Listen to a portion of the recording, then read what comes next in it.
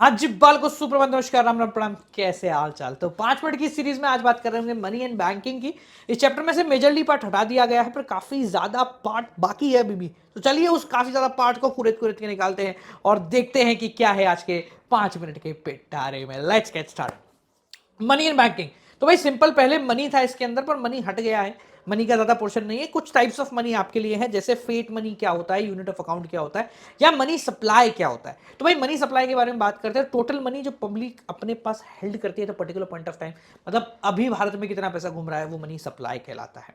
Fate money का मतलब जब सरकार पैसा बनाती है, यानी कि जब सरकार लीगल टेंडर पे किसी करेंसी घोषित करती है, पर वो किसी फिजिकल कमोडिटी से बैकअप नहीं हो पाता, मतलब बिना गोल्ड दिए नोट छप गए, वो फेट मनी कहलाता है। इसको इमरजेंसी मनी भी कहते हैं। ठीक है। आपने कभी सोचा है कि हम जो बैंक्स में पैसा डालते हैं वो पैसा कैसे बड़ा होता है या पैसा कैसे बनता है? तो सबसे पहले जिस बैंक में हम पैसा डालते हैं उसको बोलते हैं कमर्शियल बैंक, जिसका मेन काम होता है आपसे पैसा लेना, उसके बदले में लोन देना, और बीच में मार्जिन वार्जिन बचा के अपना बढ़िया काम करना। तो जिस रेट पे आप पैसा डालते हो, मतलब जो 3-4% का इंटरेस्ट है जो आपको मिलता है, उसको कहते हैं बैंक की बोरोइंग रेट। और वो पैसा बैंक थोड़ा सा खुद के पास रखती है, बाकी सब लोन पे डाल देती है। उसके बदले में जो उसको ब्याज मिलता है उसको हम बोलते हैं लेंडिंग रेट, और इनके भी जो बीच का डिफरेंस होता है ये बैंक का प्रॉफिट है, जिसको हम बोलते हैं स्प्रेड, यानी कि प्रॉफिट ऑफ कमर्शियल बैंक। तो भाई कमर्शियल बैंक पैसा कैसे बनाती है, ये पूरा जो प्रोसेस है इसको हम मनी क्रिएशन बोलते हैं, credit creation bye commercial bank बोलते हैं। ठीक है। तो मान लीजिए आपने 1,000 रुपए बैंक में जमा कराए, तो बैंक इससे कितना पैसा बना पाएगी? 1 मिनट रुक जाओ। अगर आप ये वीडियो 15 या 16 मार्च के आसपास देख रहे हो तो आप लोगों के लिए खुशखबरी है। हम लोग आप लोगों के लिए कंप्लीट फ्री के अंदर ऑल इंडिया लेवल पे एक एमसीक्यू टेस्ट अरेंज करवा रहे हैं, जिसके अंदर बोर्ड एग्जाम में आने वाले हाईली एक्सपेक्टेड एमसीक्यू हो रहे होंगे। 20 हैं तो 20 के 20 करा रहे हैं। डिस्क्रिप्शन में उसका लिंक है, कंप्लीटली फ्री है, कोई भी आके कैसे भी आके देख सकता है। तो जाओ और पूरी डिटेल उसके अंदर आपको मिल जाएगी। अब आप इस वीडियो में कंटिन्यू कर सकते हैं।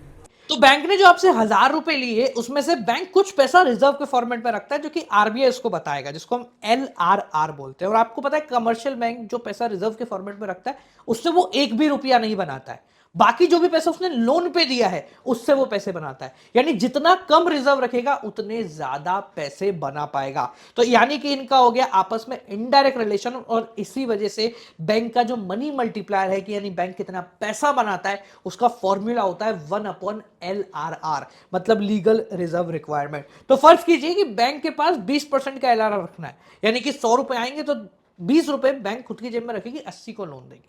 तो अगर ऐसा कंडीशन है तो बैंक कैसे पैसा बनाएगी? तो 1/LRR, 1/20% is equal to 5 times, यानी कि बैंक को 100 रुपए से 500 रुपए बना सकती है। ये बैंक के पास लोन के थ्रू ताकत होती है। तो एलआरआर अगर कम कर दिया जाएगा तो बैंक का पैसा बढ़ जाएगा, और बढ़ा दिया जाएगा तो बैंक का पैसा कम हो जाएगा। ठीक है। इसके बाद अपन बात करते हैं सेंट्रल बैंक के बारे में, जो कि है RBI, reserve bank of India.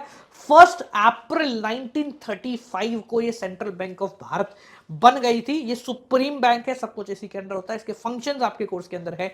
जैसे पहला फंक्शन है करेंसी अथॉरिटी फंक्शन, यानी आरबीआई के पास अथॉरिटी की वो नोट छाप सकती है। पूरे भारत में सिर्फ आरबीआई ही नोट छाप सकती है। हाँ, पर सिक्के और 1 रुपी नोट जो है ना, वो छापने का काम करता है आपका मिनिस्ट्री ऑफ फाइनेंस। इस बात को नोट कर लेना। सेकंड जो फंक्शन है आरबीआई का, वो है बैंकर्स टू द गवर्नमेंट, यानी सरकार के लिए भी बैंक की तरह काम करती है। अब जम्मू कश्मीर में भी हो गया है। इसके बाद बैंकर्स बैंक एंड सुपरवाइजर्स का तीसरा फंक्शन है, यानी कि बैंकों का भी बैंक है। जैसे हम पैसा बैंक में जमा कराते हैं, वैसे वो बैंक जो है कुछ हिस्सा आरबीआई में भी जमा कराते हैं for safe security. And supervisor, यानी वो उसका सुपरवाइजरी की तरह भी काम करता है। अगला फंक्शन है कि ये कस्टोडियन है कैश रिजर्व का, नहीं कैश रिजर्व संभाल के रखता है, कैश रिजर्व रखता है अपने पास। हर बैंक को ये लीगली अप्लाइड है कि वो आरबीआई में कुछ पैसा जमा कराएगी, ताकि जरूरत पड़ने पर वहां से निकाल सके। नेक्स्ट फंक्शन जो आरबीआई का है वो है लेंडर ऑफ लास्ट रिजॉर्ट, यानी कि कहीं भी से भी अगर बैंक को पैसा नहीं मिल रहा है तो वो सारी बैंक जहाज छोड़ चढ़ के आखिरी में सिर्फ आरबीआई के सामने हाथ जोड़ लेगी, भगवान आप ही के सहारे ये दुनिया चलेगी।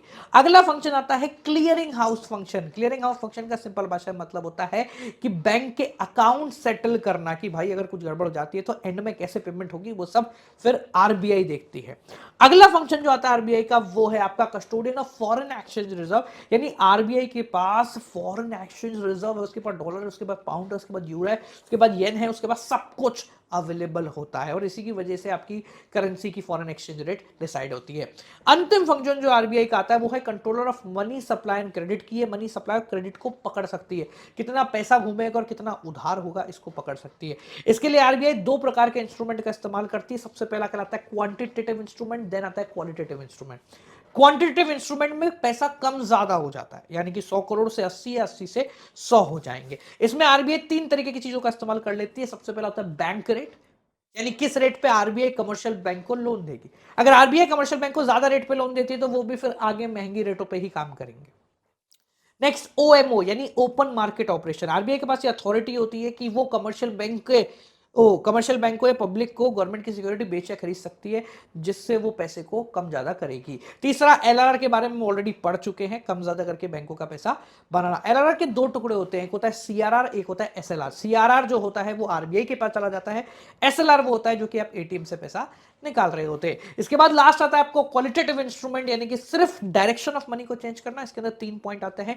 मार्जिन रिक्वायरमेंट की लोन का मार्जिन थोड़ा कम ज्यादा करके बैंक संभाल लेता है इस बात को। दूसरा है मॉरल स्वेजन, यानी कि मॉरली सिर्फ बोलते हैं भाई यहां लोन दो, यहां पर लोन मत दो। और तीसरा आता है सिलेक्टिव क्रेडिट कंट्रोल, यानी कि आप चाहें तो भैया इसमें सिर्फ 10 करोड़ का ही लोन देना है, एग्रीकल्चर में 100 करोड़ का, इससे ज्यादा का लोन ना दे, यानी कि राशनिंग कर देना। ठीक है जी, तो ये चैप्टर में बस इतना ही था। ये सारे पॉइंट्स आपको वापस एडीएन एएस के चैप्टर में पढ़ने हैं। मिलते हैं आप लोगों से अगली वीडियो के साथ। टेलीग्राम चैनल को ज्वाइन कर लेना। Till then bye, keep on watching, bye bye, नमस्कार।